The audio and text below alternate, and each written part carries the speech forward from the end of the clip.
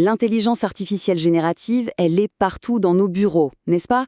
On nous promet une vraie révolution, un gain de productivité énorme. Sauf que, une étude récente vient jeter un pavé dans la mare.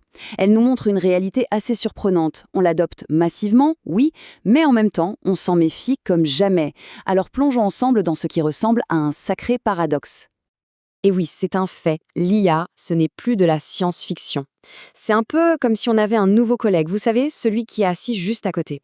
Il nous aide à rédiger des emails, il nous souffle des idées, il analyse des données pour nous. Bref, il s'est faufilé dans notre quotidien au travail, presque sans qu'on s'en rende compte. Regardez ce chiffre, c'est énorme.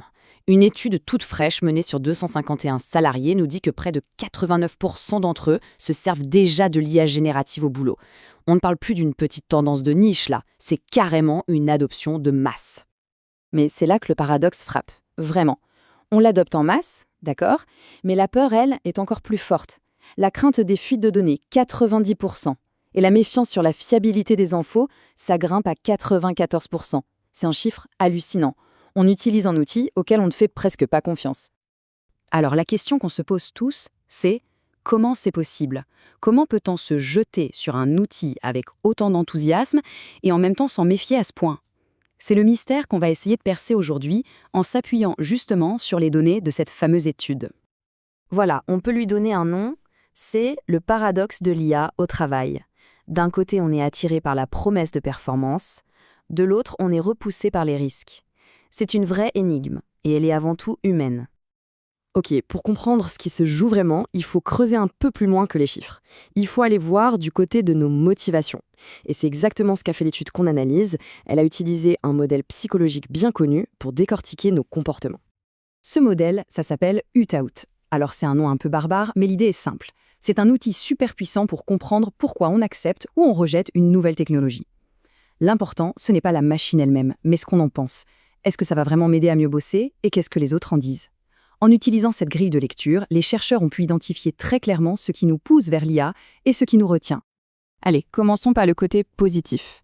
Qu'est-ce qui fait que, malgré toutes nos craintes, on lance quand même ChatGPT ou un autre outil d'IA le matin? Qu'est-ce qui nous attire?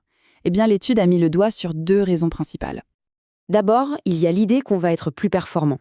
C'est la conviction intime que, grâce à l'IA, on va aller plus vite, avoir de meilleures idées, bref, être meilleur dans son job. Et de l'autre côté, il y a l'influence sociale. C'est tout simple, on voit les collègues l'utiliser, en dire du bien, et on n'a pas envie de rester à la traîne. Et attention, cette histoire de performance, ce n'est pas juste une impression, c'est du concret pour la plupart des gens. Tenez-vous bien, 84% des utilisateurs disent que l'IA les aide à finir leur travail plus vite. Le gain de temps, c'est vraiment le bénéfice numéro 1, le plus évident et le plus puissant. Et regardons concrètement à quoi ça sert. Parce que l'IA, c'est bien plus qu'un simple outil pour aller plus vite. Pour 80% des gens, c'est un partenaire pour trouver de nouvelles idées.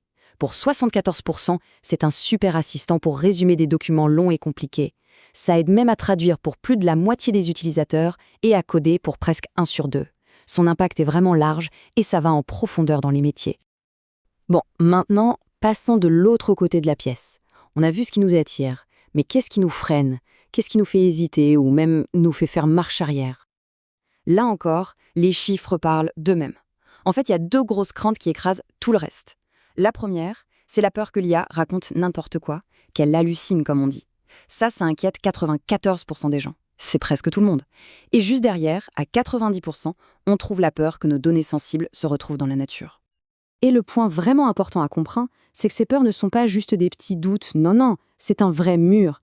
Un mur qui nous empêche d'utiliser ces outils à fond, sereinement, et donc de manière vraiment efficace. Ça met un vrai frein à l'engagement et à la confiance. Alors, que fait-on de ce paradoxe?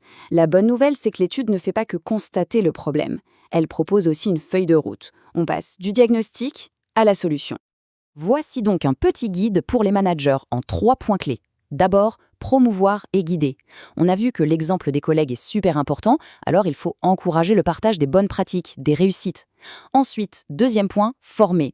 Et là, on ne parle pas juste d'un tuto pour savoir sur quel bouton cliquer. Non, il faut vraiment sensibiliser aux risques pour que tout le monde utilise l'outil en connaissance de cause.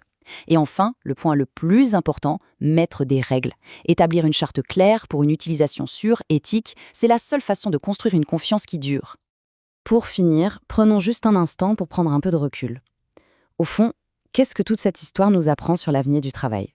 On pourrait croire que c'est une histoire de technologie, de logiciels, d'algorithmes, mais en fait non.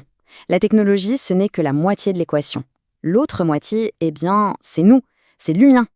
Parce que oui, c'est une histoire profondément humaine. Ça parle de quoi? Ça parle de notre envie de bien faire, de toujours chercher à être plus performant. Ça parle de la pression du groupe, de la peur de passer pour celui qui ne suit pas. Et ça parle aussi de notre bon sens, de notre prudence naturelle face à des risques bien réels. Finalement, l'IA ne fait que mettre en lumière des tensions humaines qui ont toujours été là. Au final, la vraie question, ce n'est plus de savoir si on va utiliser l'IA. Ça, c'est déjà fait. La question, c'est comment. Comment est-ce que chaque équipe, chaque entreprise va trouver le bon équilibre? L'équilibre entre la formidable promesse de cet outil et les dangers bien réels qui l'accompagnent. C'est ça le vrai défi qui est devant nous.